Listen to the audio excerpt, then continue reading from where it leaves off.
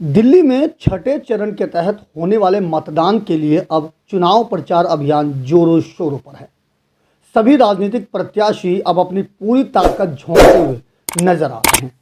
इस बीच अब सभी प्रत्याशी विभिन्न वर्ग और समाज के लोगों का वोट बैंक बढ़ाने की कवायद में भी जुट गए हैं। इसी कड़ी में भाजपा के दिल्ली लोकसभा चुनाव प्रभारी ओपी धनखड़ उत्तर पश्चिम संसदीय क्षेत्र के रोहिणी इलाके में पहुंचे, जहां उन्होंने भाजपा प्रत्याशी योगेंद्र चंदोलिया के लिए जाट समाज के लोगों से प्रधानमंत्री नरेंद्र मोदी के समर्थन में वोट की अपील की। पूरा जोश है, उत्साह है। दिल्ली का पूरा समाज जो है वो मोदी जी के साथ है। इस बार फिर पूर्णांक देगा और बहादुर नेता को, ठाड़े नेता को ये दिल्ली देहात के जो लोग हैं पसंद करते हैं। और मोदी जी जिस प्रकार से देश को सुरक्षा की दृष्टि से मजबूत किया है, आर्थिक दृष्टि से मजबूत किया है, तो सम्मान की दृष्टि से मजबूत किया है, निचले लेवल पर रहने वाले सब लोगों की मजबूत करके मजबूत किया है, इसलिए लोग सब मोदी जी के साथ हैं। सबसे ज़्यादा किसान हितैषी नरेंद्र मोदी जी हैं।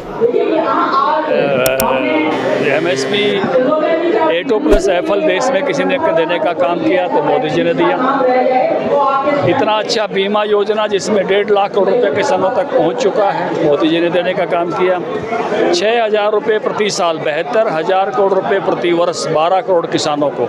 कांग्रेस ने एक बार 72,000 करोड़ माफ़ किए थे, अब से गीत गा रही है पता नहीं कब से।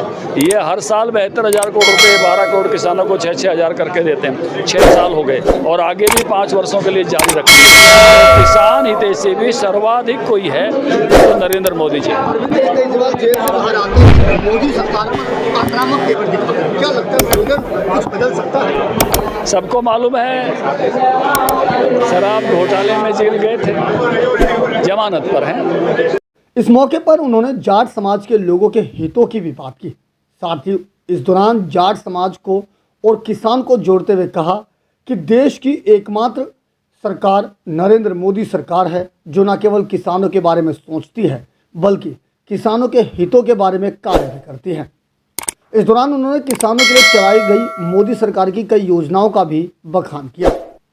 इस मौके पर ओपी धनखड़ ने दिल्ली के मुख्यमंत्री अरविंद केजरीवाल पर भी निशाना साधा।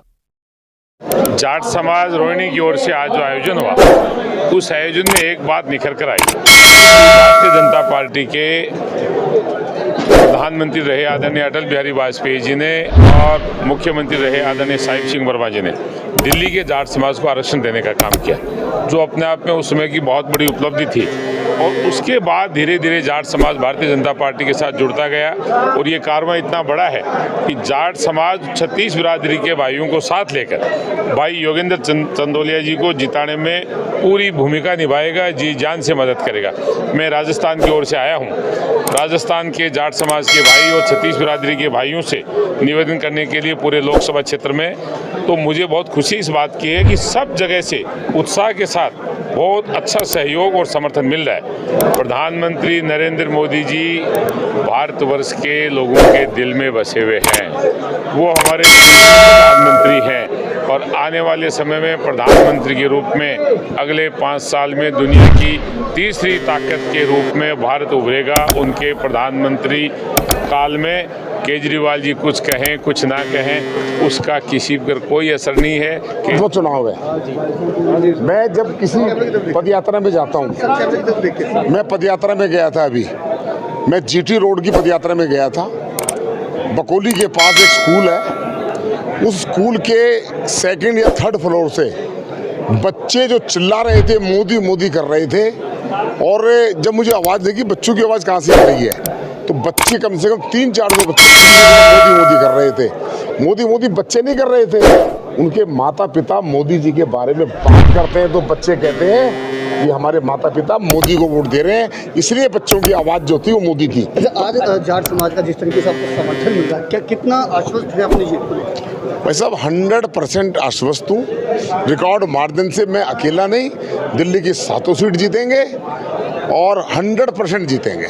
रोहिणी जाट समाज चंदोलिया जी के साथ में पूर्ण रूप से कंधे से कंधा मिलाकर खड़ा हुआ है। रोहिणी का जाट समाज शिक्षित है, जागरूक है, और ये अच्छी तरह जानता है कि देश का विकास केवल मात्र मोदी जी करेंगे और केवल मोदी जी करेंगे। इसलिए एक एक जाट समाज की वोट मोदी जी को जाएगी और चंदलिया जी को यहाँ से ज़्यादा मतों में जिता के भेजेंगे हम।